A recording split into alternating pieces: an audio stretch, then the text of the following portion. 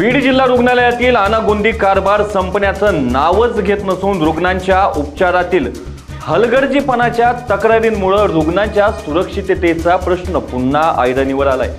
काही दिवसांपूर्वी वडवणी येथील संध्या सूरज गायकवाड प्रसूतीसाठी बीड जिल्हा रुग्णालयात दाखल झाल्यानंतर सिझेरियन शस्त्रक्रियेदरम्यान वैद्यकीय साहित्य शरीरात राहिल्याचा आरोप करण्यात आला होता।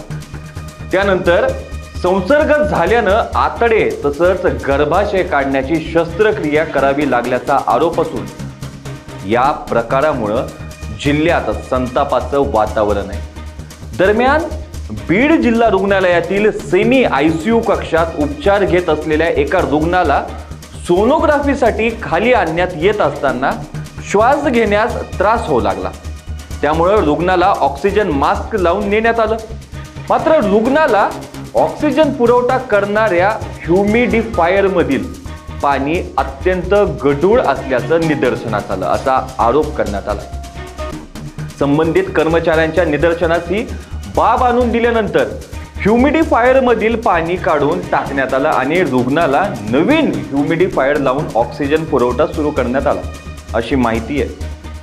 जिल्हा रुग्णालयामध्ये अनागोंदी कारभार कमी होण्याचं नाव घेत नाही, कारण नुकतंच वडवणी येथील संध्या गायकवाड यांच्या प्रसूती दरम्यान वैद्यकीय अधिकारी आणि कर्मचारी यांच्या हलगर्जीपणामुळे पोटामध्ये वैद्यकीय साहित्य राहिल्यामुळे जंतू संसर्ग होऊन त्यांना गर्भाशय काढल्यामुळे त्यांचं कायमचं मात्र हिरावलं होतं। या संबंधामध्ये संपूर्ण बीड जिल्ह्यामध्ये संतापाची लाट असताना नुकताच एक गंभीर प्रकार घडला आहे। बीड जिल्हा रुग्णालयामध्ये सेमी आयसीयू रुग्ण सोनोग्राफीसाठी नेत असताना त्याला श्वसनाचा त्रास झाला, म्हणून त्या ठिकाणी ऑक्सिजन चेंबर लावण्यात आलं। मात्र ते ऑक्सिजन चेंबर जे आहे ते अत्यंत गढूळ असल्यामुळं हा प्रकार जो आहे यामुळे मोठ्या प्रमाणावर किंवा आयसीयू मध्ये असतील, रोगप्रतिकारक क्षमता असतील, कमी असलेले रुग्ण असतील, यांना मोठ्या प्रमाणावर जंतू संसर्गाचा धोका संभवू शकतो। यामुळं हा गंभीर प्रकार आहे आणि जिल्हा आरोग्य प्रशासन जे आहे, जिल्हा शल्यचिकित्सक जे आहे, यांचं याकडे दुर्लक्ष आहे। त्यामुळे संबंधित प्रकरणामध्ये हा गंभीर प्रकाराची मी स्वतः पालकमंत्री सुनीताताई पवार आणि आरोग्यमंत्री प्रकाश आंबेडकर यांना लेखी तक्रार केली आहे। जे कोणी दोषी आहेत त्यांच्यावर कारवाई करण्यात यावी, कारण की